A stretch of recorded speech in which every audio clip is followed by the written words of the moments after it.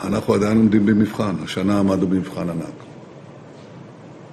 לפני קצת יותר משנה התברר לנו שאיראן הולכת להכין פצצות אטום כדי להשמיד אותנו.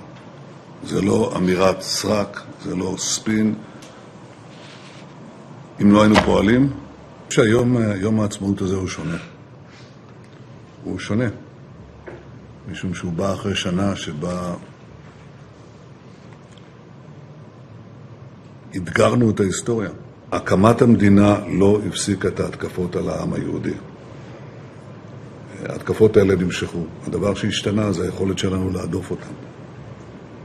ואם חשבנו שאחרי השואה האנטישמיות הזאת תרד מן העולם, היא לא יורדת מהעולם. היא לא ירדה מן העולם במשך דורות. והיא גם לא צפויה לרדת. מה שהשתנה זה היכולת שלנו להדוף את ההתקפות עלינו. והיא באה לידי ביטוי בהקמת המדינה, בהקמת צבא הגנה לישראל, בהקמת זרועות הביטחון שלנו. והיינו צריכים כמובן לא רק להקים מדינה, גם להקים כלכלה, ולהקים אוניברסיטאות, ולהקים בתי חולים, ולהקים... כל זה הקמנו, אבל אנחנו עדיין עומדים במבחן. השנה עמדנו במבחן ענק. לפני קצת יותר משנה התברר לנו שאיראן הולכת להכין פצצות אטום כדי להשמיד אותנו. זה לא אמירת סרק, זה לא ספין.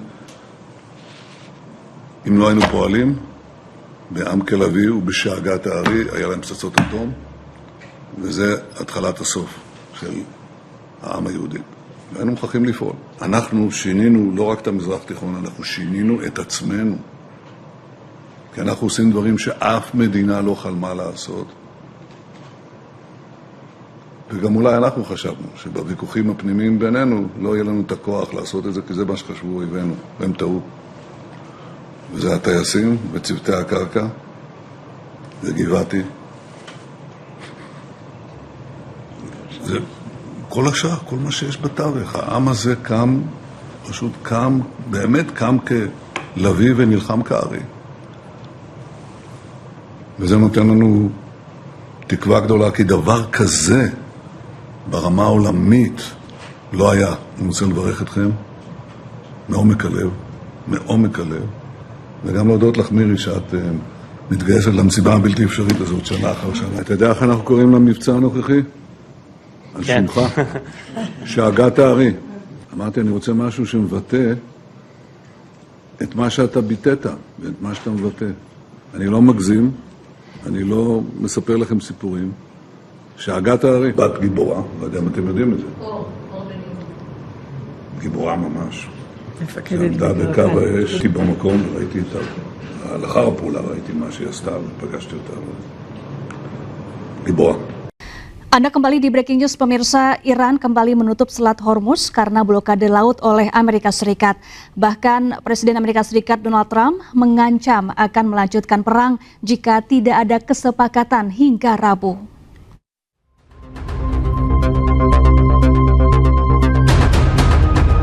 Setelah 7 pekan ketegangan di Timur Tengah, Iran akhirnya membuka Selat Hormuz selama gencatan senjata antara Israel dan Lebanon.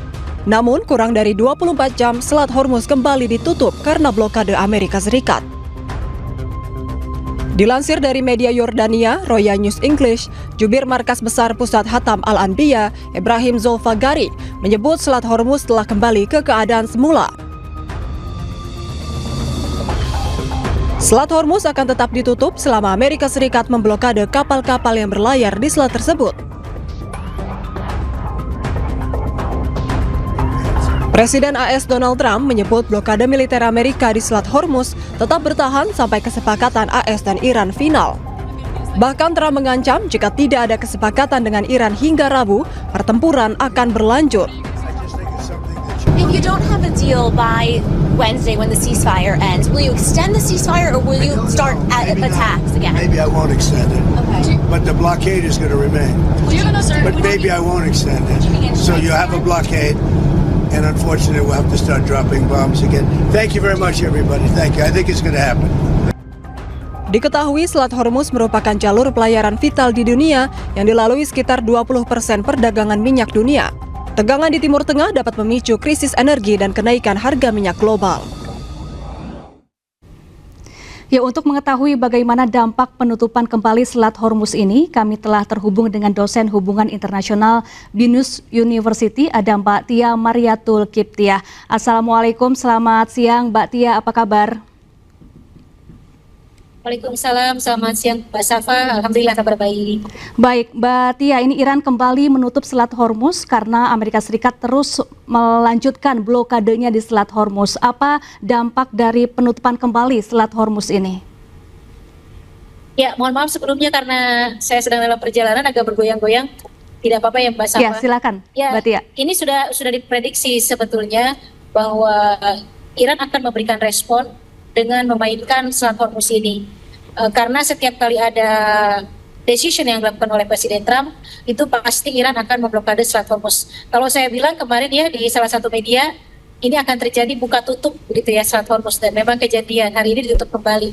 Karena merupakan respon dari blokade Amerika Serikat di perairan Iran.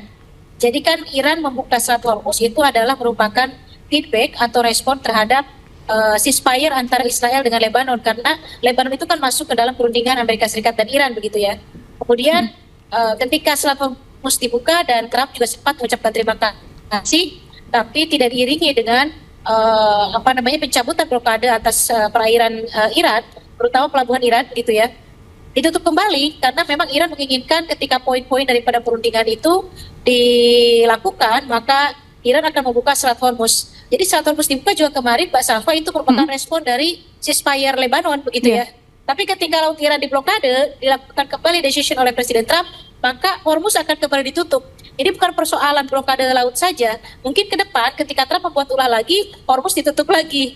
Tapi ketika Trump melonggarkan decisionnya atau keputusannya di antara perundingan itu, Iran akan buka kembali. Terus saja seperti itu, Mbak Safa. Dan yang lebih menakutkan lagi, bukan hanya ancaman tentang serangan Amerika Serikat terhadap Iran yang lebih keras.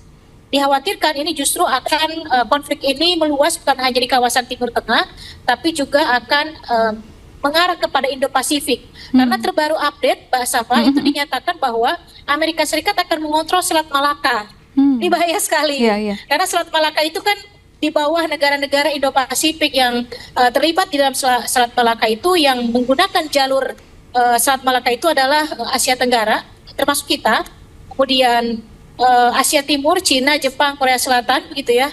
Kemudian Asia Selatan juga masuk begitu ya, India dan Pakistan dan teman-temannya.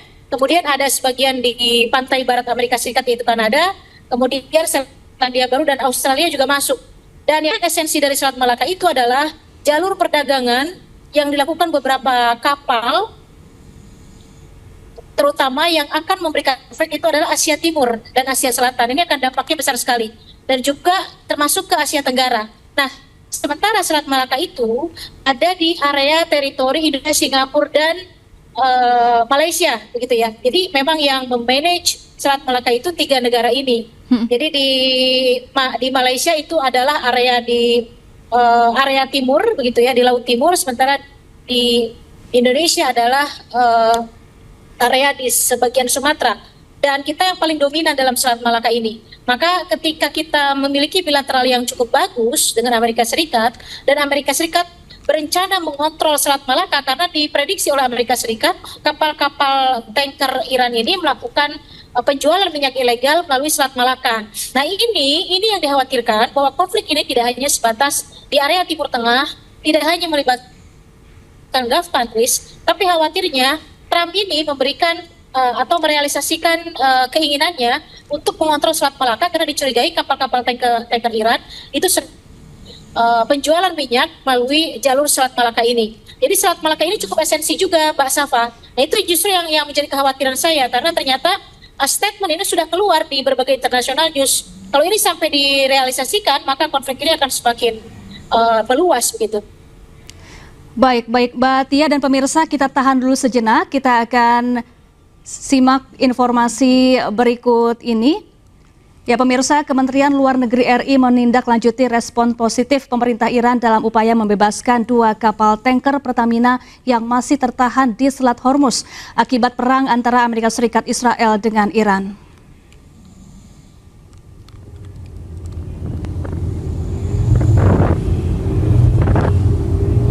Ya, Kamis kemarin juru bicara Kementerian Luar Negeri RI Fard Nabil mengatakan tindak lanjut tersebut dilakukan dengan memantau kondisi kedua kapal Pertamina serta memastikan kesiapan teknis agar kedua kapal itu dapat berlayar dengan lancar begitu mendapat lampu hijau. Kesiapan teknis yang dimaksud antara lain meliputi kesiapan kru serta asuransi pelayaran. Nabil pun juga menjelaskan Indonesia terus menegaskan pentingnya Selat Hormuz sebagai kawasan aman, terbuka, dan dapat dilalui oleh pelayaran internasional sesuai ketentuan hukum internasional. Indonesia juga menolak segala bentuk ancaman terhadap kapal niaga dan menegaskan keselamatan pelaut jadi prioritas semua pihak.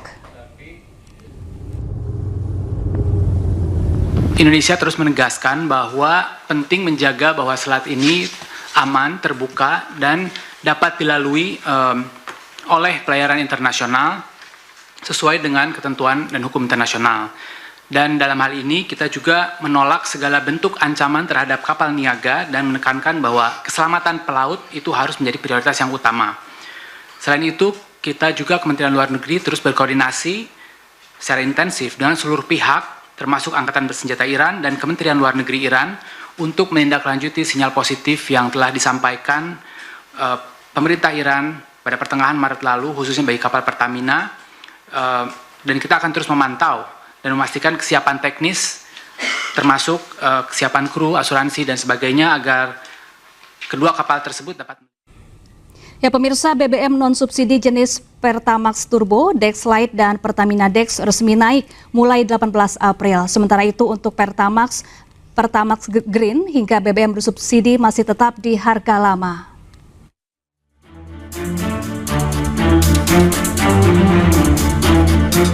Bahan bakar minyak non-subsidi resmi naik mulai Sabtu 18 April 2026. Terkait hal tersebut terdapat penyesuaian harga BBM di SPBU Pertamina. Pertamax Turbo dari harga Rp13.100 naik menjadi Rp19.850 per liter. Dex Lite dari harga Rp14.200 naik menjadi Rp24.150 per liter. Pertamina Dex dari harga Rp14.500 naik menjadi Rp24.450 per liter. Lalu Pertamax tetap di harga Rp12.300 per liter. Pertamax Green tetap di harga Rp12.900 per liter.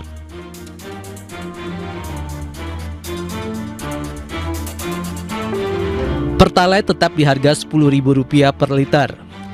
Dan biosolar tetap di harga Rp6.800 per liter.